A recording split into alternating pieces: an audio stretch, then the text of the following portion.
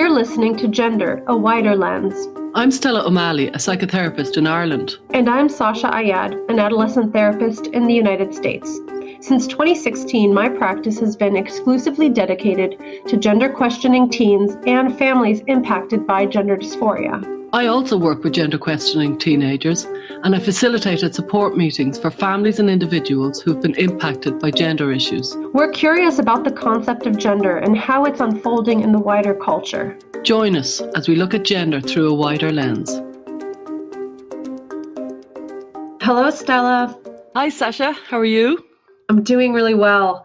Today, we are going to be covering a really important topic of collective collusion. So we're going to be starting by describing what we mean by this. And we see collective collusion happening on two levels, on the societal level, and then also between therapist and client.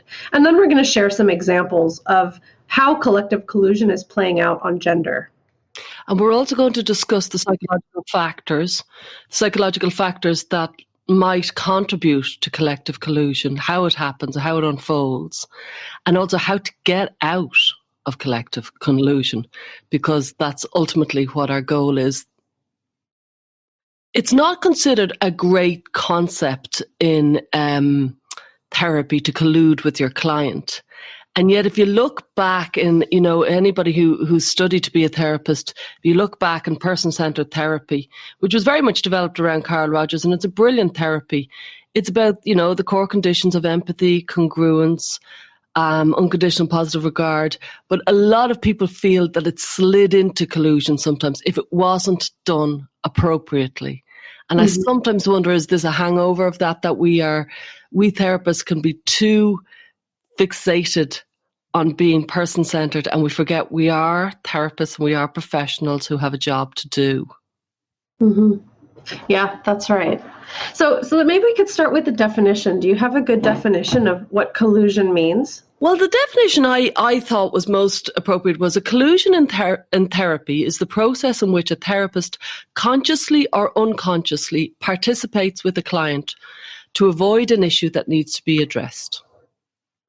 So very often, for example, just to give a kind of concrete example, I might have a client who's worried about their drinking. And if I happen to be somebody who was worried about my drinking, myself and the client could collude with each other and say, sure, it's Christmas, everybody drinks too much. And sure, we all drink too much when it's stressful. And COVID, sure, we're all drinking too much. And that would be a therapist colluding with a client unconsciously. You do it a lot. Well, I do it a lot. You certainly don't, Sasha. Around weight and chocolate. And sure, you can have a bar of chocolate. I do it, Stella. I don't know why you think I don't. We all do it. So it's a really understandable way to slip in. I do it with clients. I know I do it. You can slip into it because you're colluding, because you're human. Mm-hmm. But we're talking about a bigger scenario here where it's collective collusion, where so maybe clinics are much more prone to it than independent therapists. And I often say to clients who are worried about the therapy that their child or their loved one is getting, I often say sometimes independent therapists can be more independent than a clinic, because in clinics there can be very much a group ethos. And that can slip into collective collusion. But collusion occurs when a therapist somehow merges with their client's view of themselves and the world instead of helping the client explore the world. So you merge into whatever the client is thinking. You merge in when you should be stepping. You should have that gap between you and the client of, this is reality. I can walk into your reality with my Rogerian person-centered, I'll enter into your world, but you don't lose sight of your own world if you're a good therapist. That's right. Reality kind of sticks in no matter what. And that's a good therapist who can kind of have that kind of ability to step back when they've colluded, to step back and say, well, let's actually have a look at this. Let's explore your world. What do you think of those definitions? I think that's spot on. One thing that comes to my mind is that there is like a trajectory in therapy that we aim for. So we first have to really join the client in understanding their world from their perspective. But what I often find myself saying is like, I wonder if you'll join me in taking a bird's eye view of what's going on.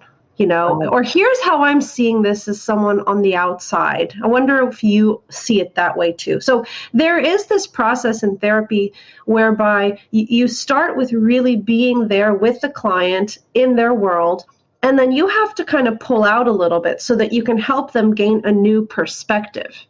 And collusion is really about collapsing the need for a new perspective. And it's just kind of co-rumination or joining the client exactly the way they see it. And I'm thinking about, this is how it plays out on the clinical level between client and therapist. But I also know when it comes to gender, there seems to have become a collective collusion amongst all of society in some ways. And I'm thinking about the fact that, when a young person or an adult comes out as trans, there seems to be a collective amnesia about the fact that they had any biological sex that differed from their gender identity just 5 minutes before, or just a month before, or a year before. And there's a request to collude that they didn't exist, really. That the person who was the opposite sex didn't exist because now they're trans identified. And there's an inherent request in the current attitude to trans, which is dead naming to me is a classic example. The concept of dead naming is a classic example of collective collusion. We'll all collude together and pretend you never had that name, you never existed under that name, and you didn't play, you didn't have friends, you didn't have anything. That person didn't exist, and we will all collectively collude and pretend that didn't happen. Even in the term dead name, I mean, it is a death of some former self. And I wanted to read a quote actually from Carl Jung. He was talking in the book, Modern Man in Search for a Soul. He was talking about the importance of catharsis in therapy and being able to really confess your suppressed emotions and the truth of your situation and kind of confronting this inner and outer world. And he says, "For we are all in some way or another kept asunder by our secrets. And instead of seeking through confession to bridge the abysses that separate us from one another, we choose the easy by way of deceptive opinions and illusions." And to me, these deceptive opinions and illusions really seem to have captured a lot of us on an individual level and on a collective level. So that is the collective collusion I hope to discuss today with you, Stella.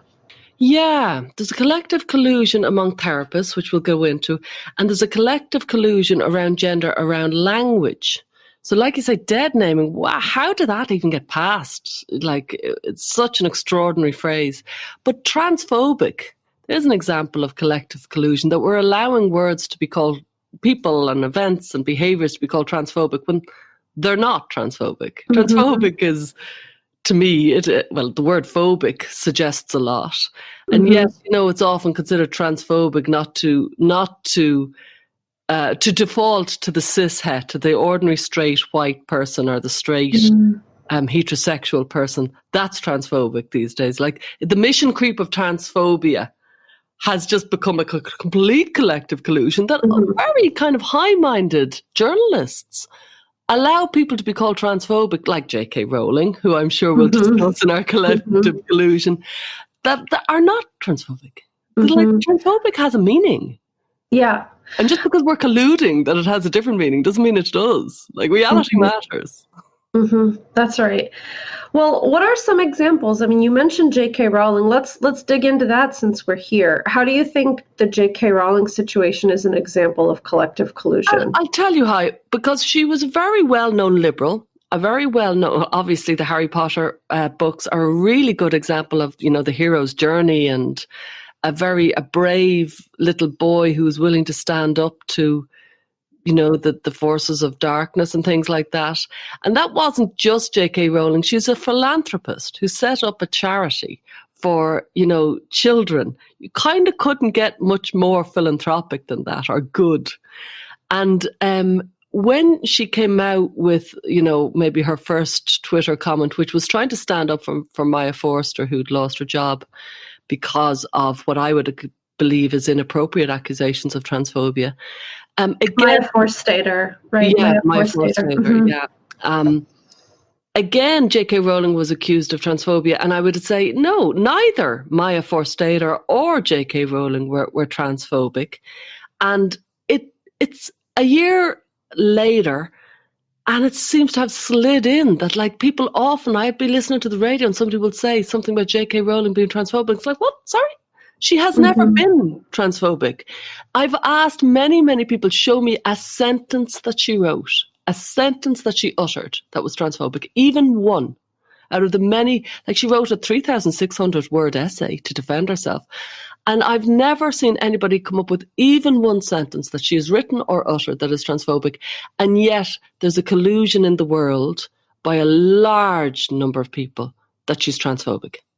That would, to me, be a very good example of how we're collectively colluding. And we've been doing this in different forms for thousands of years. This isn't new to society. Yeah. To collect. No, it's not. There's a million different examples, and we always think we're the generation that won't do it. Well, we're doing it again. We always will, and I think it's important to be aware of it. I mean, that's part of the point of a therapeutic conversations, is to become aware of our patterns, and I think this is an example. That brings me back to what I was talking about at the beginning, which was Carl Rogers. So Carl Rogers, for anybody who's listening, if you don't mind, I just want to say a little bit about him. He's a great psychologist. I really have an awful lot of respect for him, and I think he's brilliant. And he brought in these kind of 3 core conditions, which he believed were necessary and sufficient for change to occur, and therapeutic change to occur. And the 3 core conditions were, unconditional positive regard, congruence, and empathy. And if the therapist could be those 3 things, which is congruence is kind of like authenticity, have unconditional regard for the client, and be empathic, that was enough for the client. It was necessary and sufficient. It was enough for a client to feel better. It seems to have definitely worked with Carl Rogers' clients, and maybe many people who practice person-centered therapy. It's a huge practice in Ireland and England, person-centered therapy. It very much led the way from the 70s onwards. And I often thought it wasn't quite as big in America as it was over here, but it certainly is very big and has been. And when you look at empathy, you have to be very, very careful, because if you are too empathic, you can enmesh with the client. And this is where you can start to collude with the client. And while Carl Rogers brings such great value to therapy, you have to be careful with his core conditions, because if you're not careful, you won't challenge the client, for example. And sometimes people have denigrated Carl Rogers' work and said it's the nodding dog of therapy, where you just nod along to whatever the client says, you go into their world, and it's kind of suspension of disbelief. When you're reading a novel and you just suspend disbelief and you go into the client's world. And I know I have a lot of empathy, so I find it very easy to go into the client's world. And therefore, it's something I have to be very aware of. I need boundaries. Because if you don't have proper boundaries, I'll just enmesh. So the classic kind of person-centered therapist, they will be very reluctant to challenge their client. They'll be also often reluctant to give honest feedback, even though he did bring in congruence and he said you have to be authentic.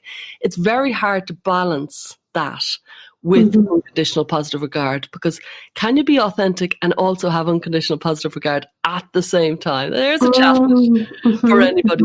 But people often say there's a softening of accountability when you are too empathic with the client. And you say, oh, I know how it is, I get it. And basically you enmesh with the client. You don't have enough boundaries. You don't do that brilliant line that you said about the bird's eye view, and you enter into their world. So if they say, I'm a boy, and there are girls sitting in front of you, you fall into it and you say, yeah, you're a boy. And any reference to you being a girl is going to rupture the relationship, so I won't bother. And that if that worked, I'd be all for it, even though it would make me feel very uneasy because it's dishonest. But it doesn't work, because what it does is leads the client to be stuck.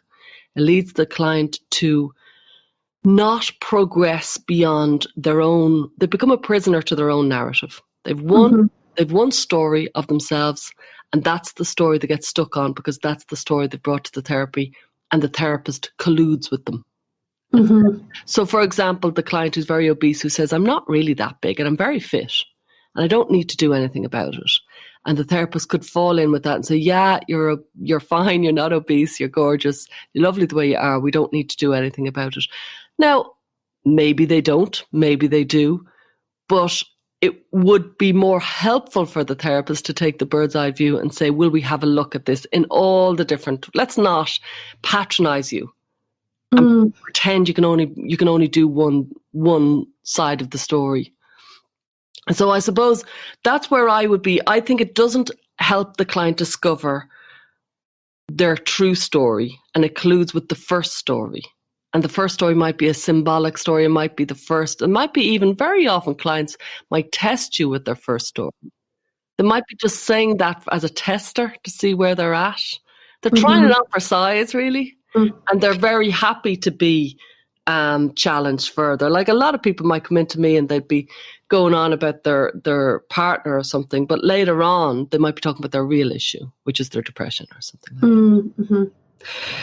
Well, to be fair, I think what Carl Rogers hypothesized is that if you can uphold those 3 tenets of therapy, what will happen is that the client will be able to access deeper and deeper self-reflections. And the idea is that if somebody feels fully accepted, they can kind of hear themselves talk, and they might catch their own discrepancies or, the conflicting views that they hold and work it out themselves. So, I get that sometimes there is a place for that. And if somebody has felt very repressed from expressing their thoughts or feelings in their social environment, that space in therapy could be really transformative with just those 3 tenets of therapy. But I agree, when we're talking about something like gender, this collusion between client and therapist is different insofar as the identity is often trying to serve a deeper need. And having your client just simply ruminate on gender identity doesn't necessarily build its own pathway out of that kind of stuck space. And sometimes pursuing the path of gender identity might be the right solution, but we do need to be able to offer the client a deeper reflection about what else might be going on here. And that's the problem with person-centered therapy. There isn't a lot of space for the what else. What else is this about? Because it's client-led. So if the client wants to talk about gender every single week for the next 3 years, the client will talk about gender I remember you saying that great line, people are more than just a walking identity. There's so much more to us. And I would like, as a therapist, to always make sure that the client explores all the different reasons why they might have any issue. That they can. That I don't believe in patronizing the clients. Funny enough, I would have been very much taught when I was doing my degree for counselling psychotherapy. It was very person-centered, and then I did the opposite for my master's. I did cognitive behavioural therapy. So I'm an integrated, because cognitive behavioural therapy would be an enemy of person-centered. And I want to say that to remind people that counselling and psychotherapy have argued with each other forever. And so it's nothing new for therapists to be saying, I'm not mad about this approach and there is this approach, but there's a collective collusion, not to overbeat this word to death, but there is a collective collusion that there's only one way to treat trans identified people, when never before in history have psychologists agreed that there's only one way to treat anybody. So this is the first time that suddenly there's only one way to do it. And that just doesn't really doesn't make sense. But I do want to say why some therapists in particular, would be more likely to collude with others. I would be one of them because I have a lot of empathy, and that makes me more prone to collusion, and it's something I need to be aware of. A desire to protect the client is a big one. So if you think gender dysphoria is some sort of unusual unicorn condition that nobody can understand, you can become very protective of your client. Have this you can confuse your empathy with sympathy, and you can fall into thinking that this is a special, and it's called, the exceptionalism of gender dysphoria, as if it's kind of this weird condition that nobody's ever had, when actually there's been documented cases of it in different forms and different terms for many kind of eras. But more than that, when the therapist wishes to rescue the client, the client is kind of whisked away from processing their feelings and instead encouraged to become intellectual about the subject. So they might talk about, oh, how difficult it is to be trans, as opposed to what's going on for you right now.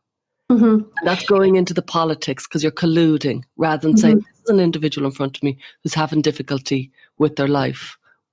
Well, there's another issue here with the collusion on gender identity, because I think if the client is under some false pretense that their body doesn't matter or that their biological sex doesn't really have any bearing on their life, and you become overly identified with the client and you feel bad, and so you want to protect them from the harshness of reality, then you're actually doing a huge disservice to the client, because at some point, this person is going to bump up against that barrier of reality, whether it's immediately when they start, let's say, a medical transition and it's much more challenging than they thought, for example, or after 4 or 5 years of medical transition when some health implications really start to impact them.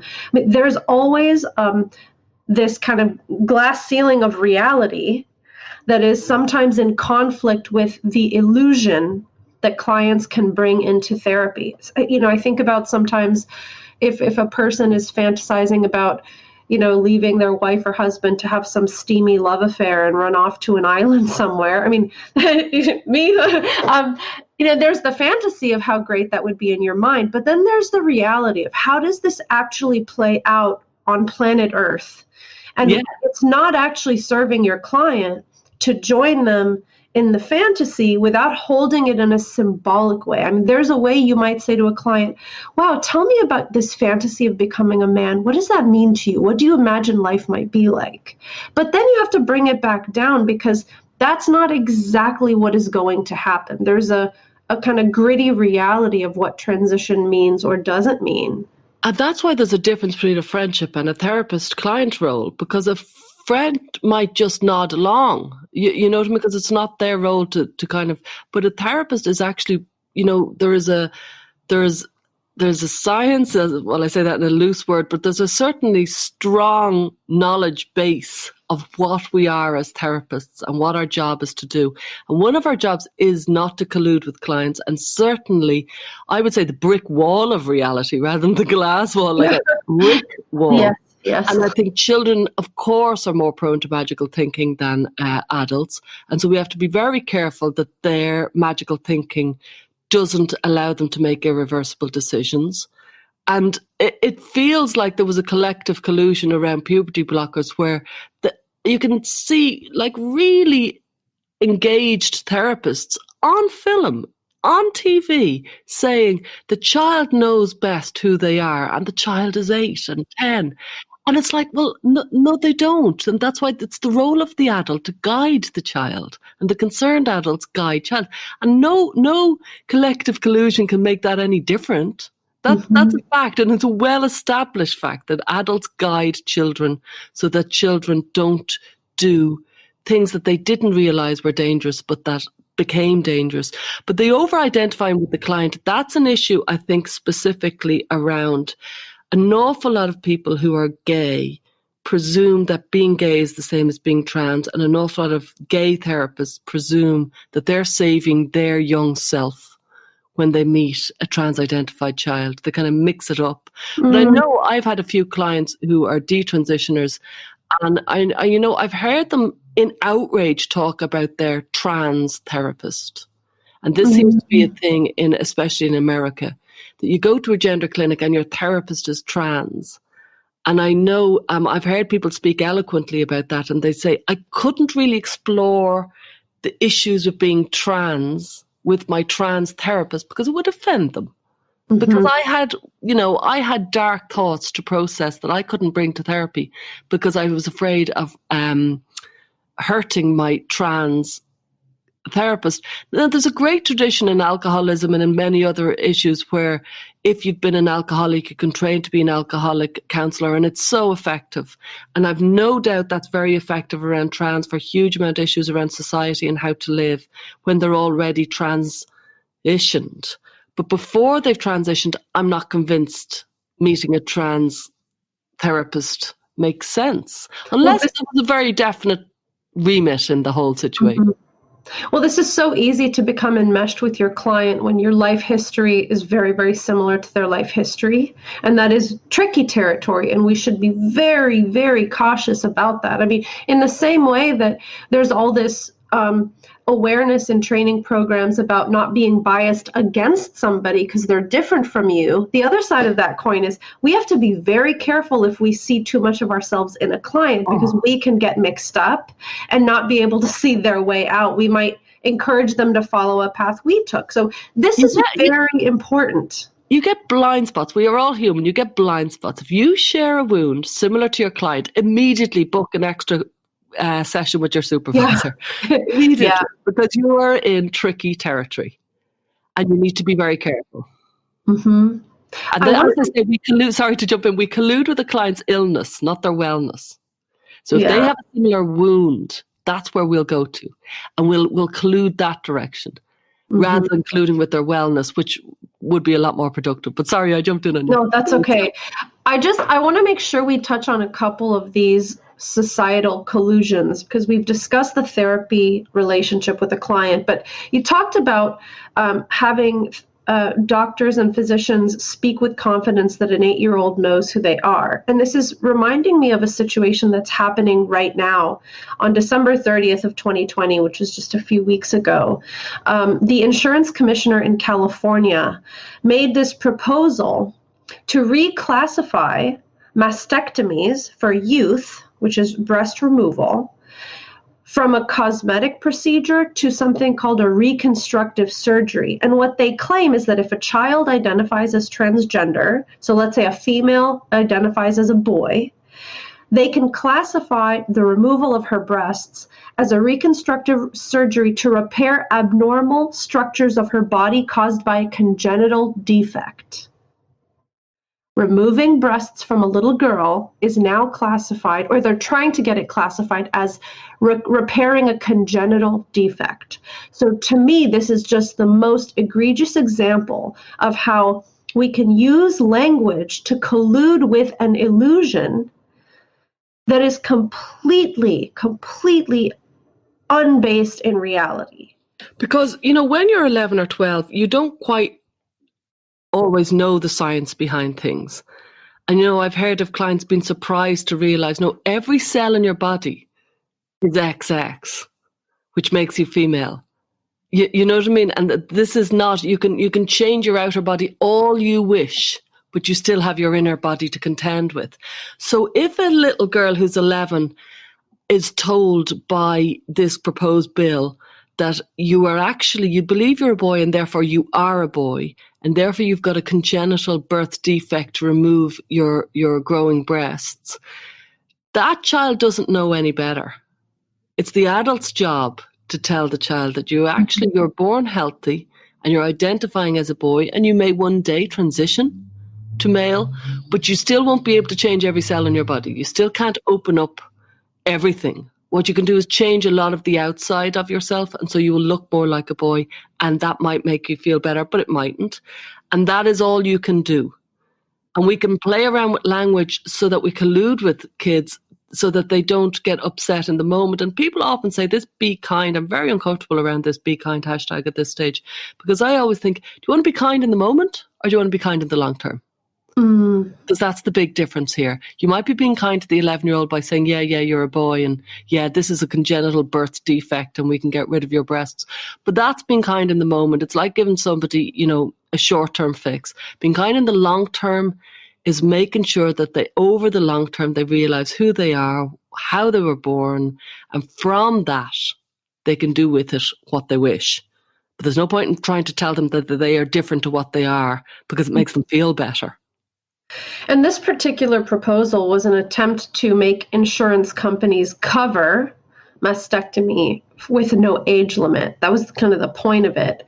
And it's an interesting way to approach that issue, because I also know we've talked about how the practical barriers to transition sometimes are the very thing that will help a person kind of face the reality of their biological sex and perhaps overcome their gender dysphoria. But by removing that barrier and saying anybody who wants these procedures at any age can have them covered under insurance, that's another way of kind of joining the person in their fantasy and facilitating this idea. It's also making them a prisoner of their fantasy, because it's not exploring that they have other options.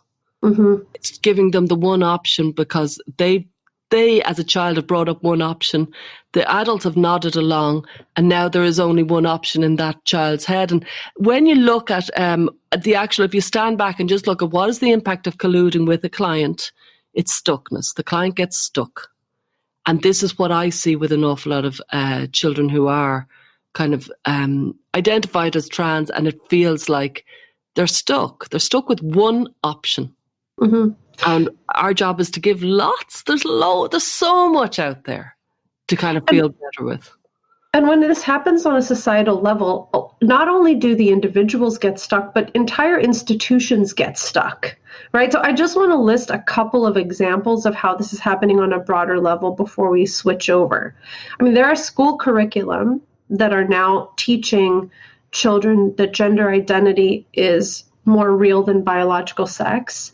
And there was a case in Canada where a mother brought to everyone's attention that her daughter was taught in school that there's no such thing as boys and girls, and her daughter was 6 years old.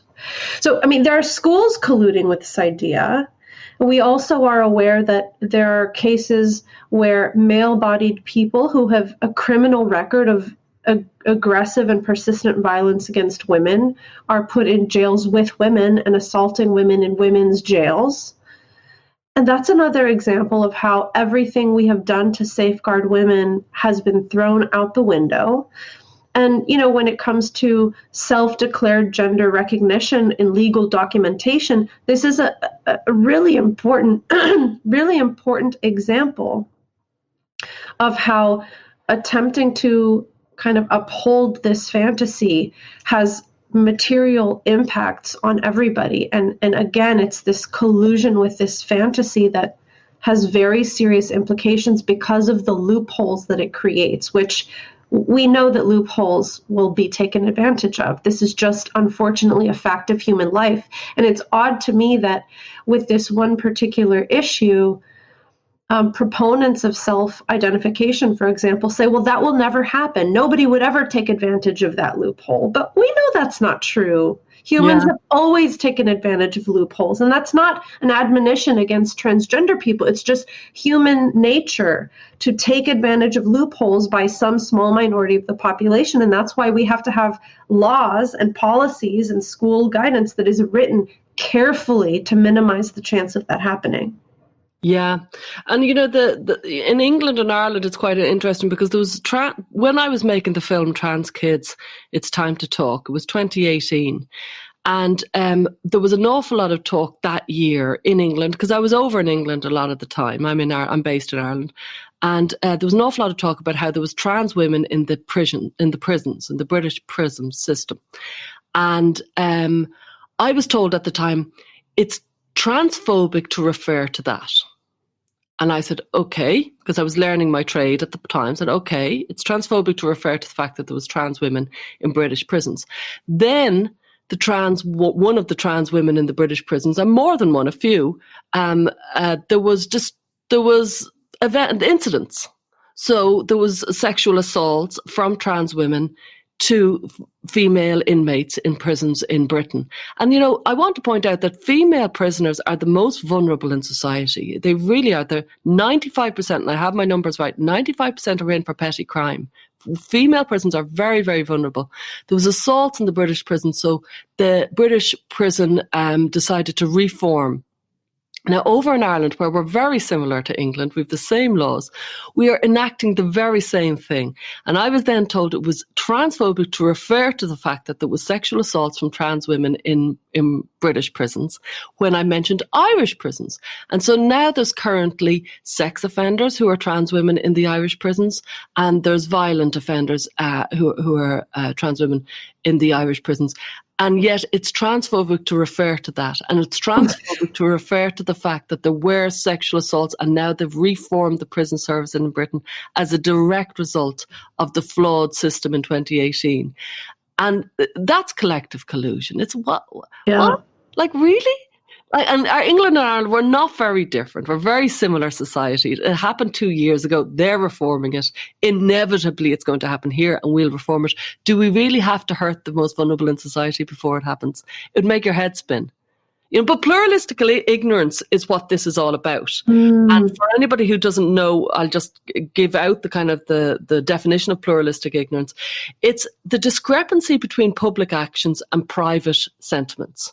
So often people will think individuals act out of a desire to be good group members, and they interpret other people's behaviour as reflecting their beliefs and opinions. So everybody else thinks everybody else knows what they're talking about, and they fall in with the good group. They just think this is what the good group do. And there's been so many examples, the Stasi, East Germany, behind the Berlin Wall were a very good example, where 1 in 6 of them, 1 in 6 in East Germany by the end of the Berlin Wall in the 1980s were informers of some sort. 1 in 6. And yet when the wall came down in 1989, pretty much everybody, there was this famous reporter who went over from America to find people who believed in the East German regime. Nobody did. They all thought it was rubbish. Absolute rubbish, you know what I mean? And yet pluralistic ignorance, which is you think everybody else has an opinion, so you're falling in with the opinion that you think they're thinking, but you're wrong.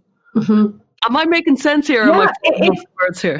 It's incredible, because pluralistic ignorance means that many, many, many people privately hold the same opinion. Yeah. But in the public sphere, only the minority opinion is being expressed. Yeah. So everyone thinks, well, I must be the only person that doesn't agree with this. And what's is the Emperor's New Clothes, the famous story. Yeah, exactly. The Emperor's New Clothes is the actual story of pluralistic ignorance, where they weaved the clothes, and the Emperor was told by those kind of, what are they called, the crooks, that if you're stupid, you will not be able to see the fabric. And so he nods along saying it's beautiful fabric, and his aides nod along saying it's beautiful fabric. And then they're out in the parade, and everybody says, doesn't the king look beautiful, or the Emperor look beautiful? Because they were all pluralistic ignorance. They were all afraid that they were the only people who were missing the point. And then it took a child to say the Emperor's wearing no clothes. And it's the very same. And we do it all the time in society.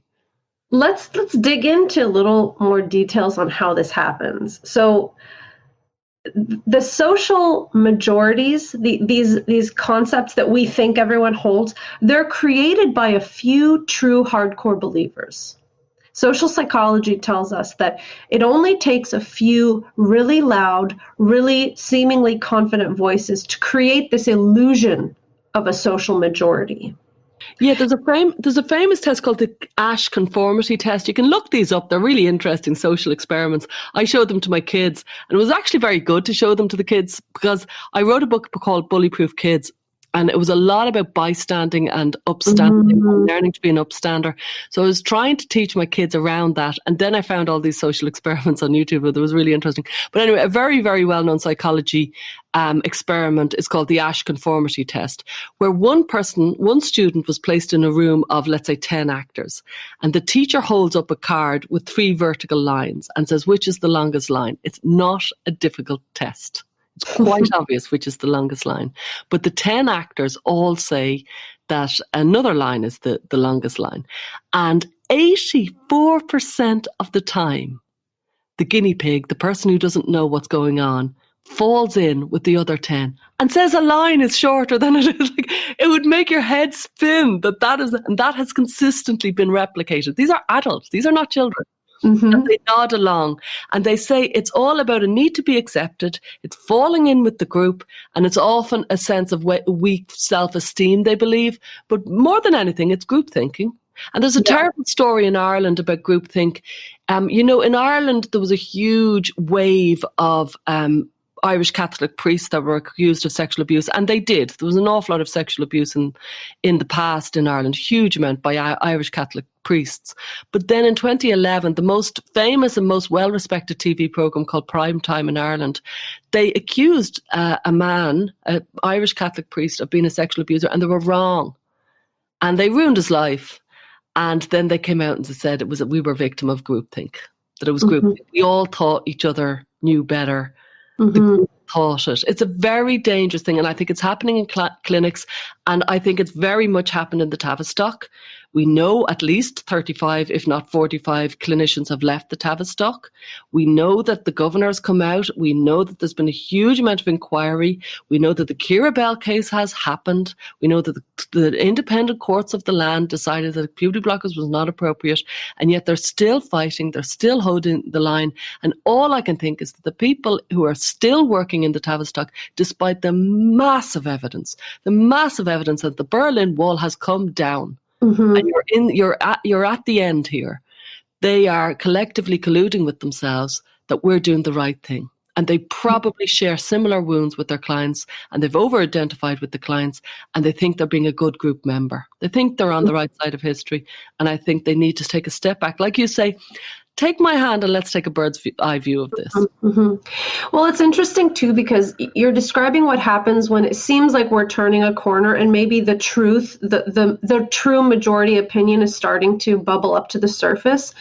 But one of the reasons why pluralistic ignorance can be so powerful and have such an impact on society is that there's an issue called false enforcement. And false enforcement is more likely to happen when there's a lot of social anxiety. And what that means is that when you see that there are consequences for saying the truth, you are more likely to actually punish others that hold the same opinion as you. This, to me, is the root of what cancel culture is. You have people willing to be so egregious and so punitive towards others in this very ostentatious kind of showy, virtue signaling way.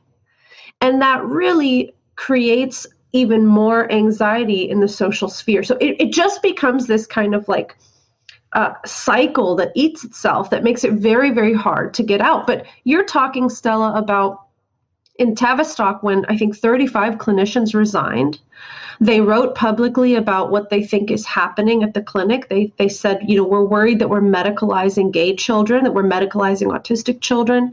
And so this makes me think we're talking now about what is the resolution to pluralistic ignorance? What's the resolution to collective collusion? And yeah, that's a biggie. It is a biggie. Because I know when I wrote my book around bullying, which is so much collective collusion going on with bullying, and they think they're on the right side, and they'll always defend why they've bullied. They've been with the group and things like that. And I'm not saying the Tavistock are bullying, but I do think it's very similar. Groupthink happens, and I really found it difficult to come to conclusions. What I did realize is there's always upstanders. And there's a small number of them, but there are always upstanders in society. And they are the ones who are willing to say the truth.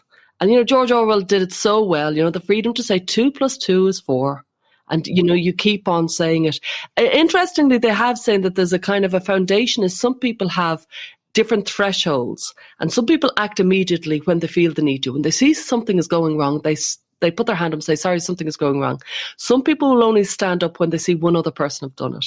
Some people will only stand up when they see 2 other people. And I see that in my own family. I could see my boy would step up when a few people have stepped up, while my girl would be the first to kind of put her hand up. And that's agreeableness. When you look at personality traits, I remember when I was studying my degree, we had to do a personality test, and I got low on agreeableness.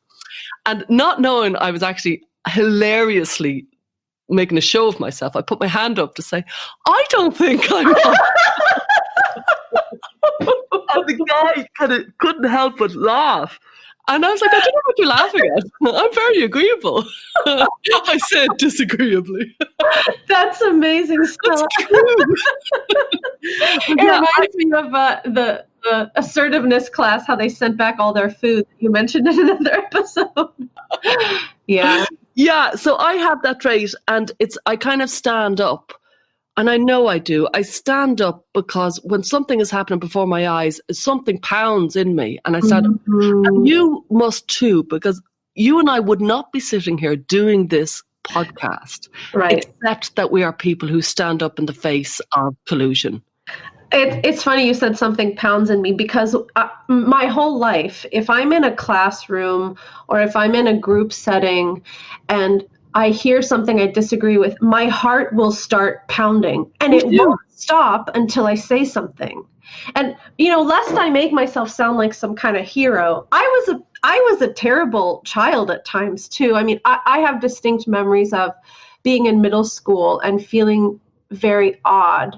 And I remember me and my friends were very mean to one of our peers. And that still bothers me. So we're all susceptible to colluding. Oh, me too. Me so too. It's not a perfect. And why do you think you stand up now? Because I remember that too. I cringe at some of my memories. They were just all, I think it was one of the reasons why I wrote that book. Just bad memories of colluding kid and bad behavior, Well, I mean, there are a couple of reasons. I mean, on one level, I remember my own development as a young teenager around things like gender and sexuality, and I'll get into that some other time, but it was very confusing. And I know that if I were a teenager today, I'm more than certain that I would have questioned my gender 100%. But there's one really pivotal experience that I had as a teen that I think led me down a path of, committing to truth telling whenever I could. So I was about 15 or 16 years old, and I was driving into the mall parking lot with some of my friends. And we saw this man in the parking lot running like really fast, kind of in front of us.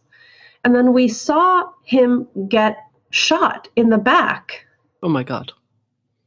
And this man right in front of our eyes, just collapsed in a parking lot and started to bleed out. And me and my friends were absolutely paralyzed with fear, with confusion, it was almost like I thought we walked in on some sort of a television set, because I've never in my life seen anything so horrifying. And was it a race incident, or what was it? No. Well, we weren't really sure what happened, but we knew that based on where we were standing or where we were in our car, we knew that he was shot in the back by somebody who must have been on a stairwell. There was like a stairwell kind of behind him.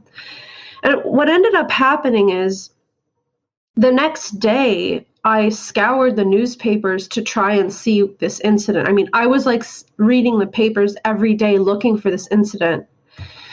And when I finally found the story, Scottsdale Fashion Square Mall, man is shot while attacking police.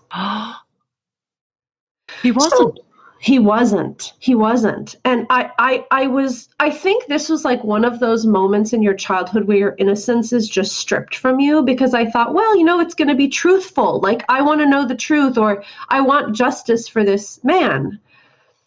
And it was not. It was a blatant lie. And me and my friends all saw it. And so when I saw that report in the paper, I said to my parents, I have to call the journalists. I want to submit a witness testimony or a statement. Good for you. And my parents are lovely people, they're ethical people, but I think they were nervous about a young girl getting mixed up in a cover-up. Oh, yeah. So they said, you know what, Sasha, it's better to just keep your head down and stay out of it. I could imagine. You don't know what you don't know. Yeah. Yeah. Their response made me a little bit scared, because I thought, what is this, some giant conspiracy to cover up murders? Like, I got really confused, but that was such a powerful experience for me. And to be honest, I was so frustrated by my inability to say something that something in me just said, you know what? I'm always going to commit to telling the truth. If I see something wrong happening, I'm going to tell the truth about it. Oh, so you changed from that? I don't know if I changed, because I wanted to tell the truth in that moment, But as a teenager, you're still under your parents' guise. You don't have full control.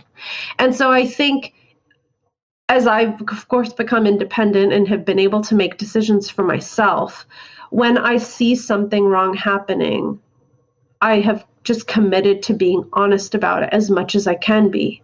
And I think that's part of the reason why I've done this kind of crazy thing of deciding to devote my entire private practice to gender dysphoric kids.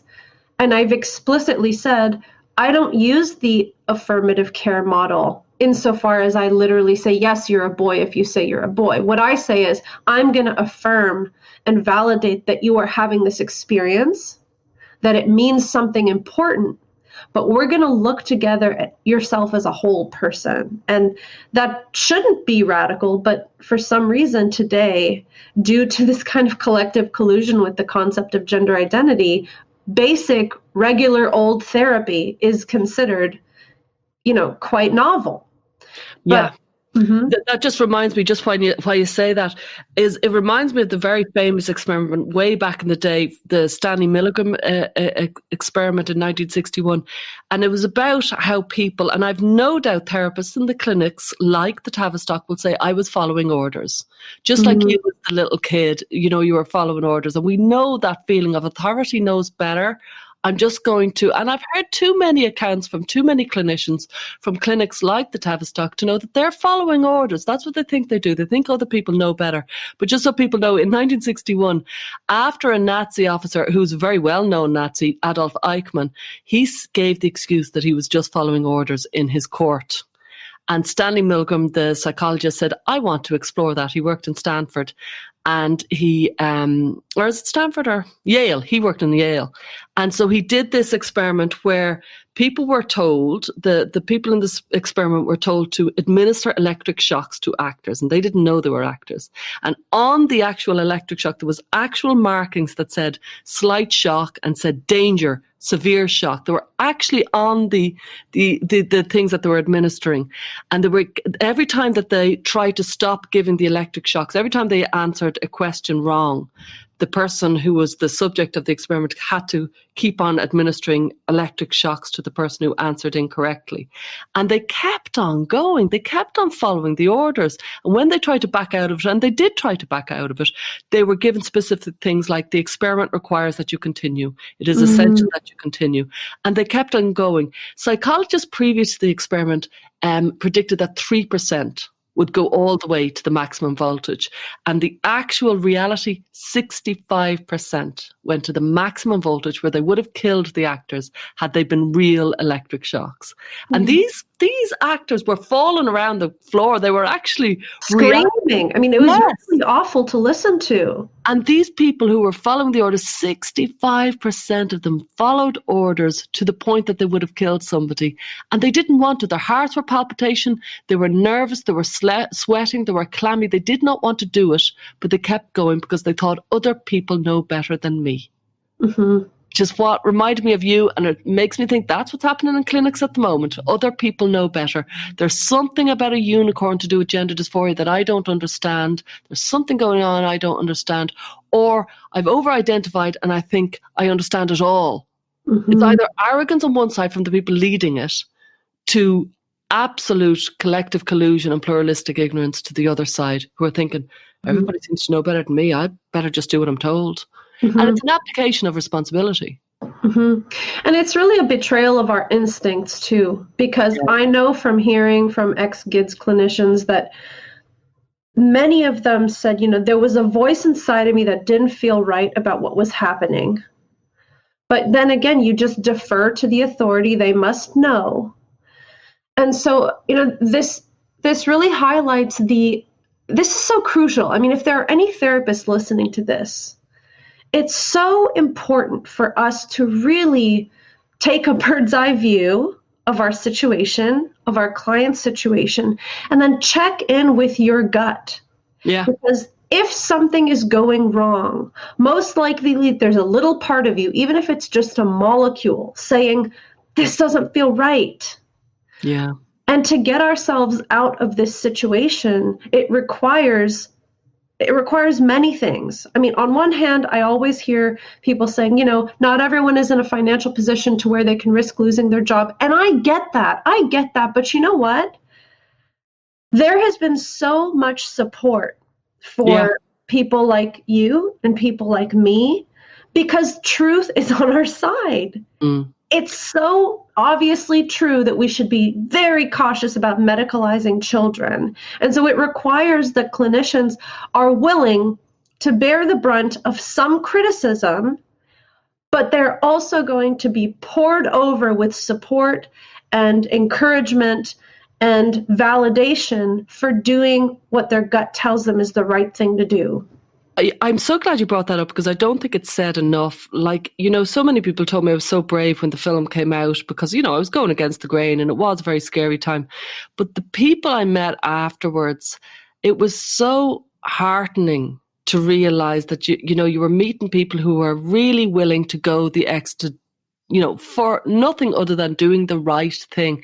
It's interesting. One of the kind of after effects of that Stanley Milgram experiment is one of the subjects who had administered the full voltage. He became a conscientious objector to the Vietnam War, and he wrote because he knew the effects of blind obedience, and it's a very perilous condition. To fall in with what everybody is doing is scary, and if everybody is doing it and you're not quite sure why they are, well, that's collective collusion. You're in there. And you need to kind of start thinking, as a psychologist, a psychotherapist, we expect more. There was this account of this detransitioner who was 14 and, she was almost blaming herself, saying, I said I was a boy and I really was very rigid about it. And I'm like, I don't care what you said. Our job as psychs, our job as therapists is to say, yeah, you can say whatever you like in my office. My job is still to be the professional. It doesn't matter what they say. I still have to keep my training. And not be led by the nose by children who are very distressed and very young. It's so important. They often say these experiments, they often say you don't know what you would do in that situation. Thankfully, I think you and I do know that for some reason, because of our life's history, we would stand up. I think it suggests because of gender we have stood up. But I'd like to help more people to stand up. And I think it's about that threshold I was talking about. Some people join when the more people join in. It was amazing with the Berlin Wall. The wall fell and the guards didn't shoot. And then suddenly everybody was on the other side of the... It was unbelievable how people change sides when there's enough numbers. And I think the numbers are starting to really kind of be 50-50 at this stage. Maybe it doesn't feel like that in America, but it does feel like that here. Well, we often get contacted, I know I do, by therapists who have perhaps been following my work or your work or some other clinicians, and they are really secretive about their suspicions on, gender affirmative care. And then they will reach out. And once they start getting connected with their clinicians, there's just this huge sense of relief. And there's a sense of, like, oh, finally, it's kind of like, people who are part of a very high control group or an abusive relationship where they go somewhere where their actual feelings are validated. And there's this like, oh, finally, I can say what I've been thinking for so long. And I would urge therapists to get in contact, to explore deeper, you know what I mean? Because you'd be amazed how much relief you will feel for this. There is a lot of talk, and I think it's a real example of collective collusion, of conversion therapy, and it's like it's been misunderstood as a concept, and we are all, not we are, but a lot of people are colluding that X is conversion therapy, when I would say, no, that's not conversion therapy. That's good therapy. Effective therapy is gentle, compassionate, going along the road with the client without losing touch with reality. That's good therapy. That's not conversion therapy. Conversion therapy, it comes from an old, awful therapy where gay people were subjected to terrible things like electric shocks in a bid to make them not gay. And or even emotional manipulation, trying to terrify somebody about hell. And I mean, that's horrible. I mean, that is so against the basic tenets of psychology. But I think you're talking about the fact that we now have really twisted around what conversion therapy means. Go ahead. Yeah, and we're colluding. A lot of people are colluding with it, saying it's conversion therapy when it's not. There's an issue that a lot of gay people are transitioning. And so you could argue that there was conversion therapy going the opposite way, where the gay people are being converted into trans, which, I know it would make people's heads spin, but it does happen. And it's often because of internalized homophobia.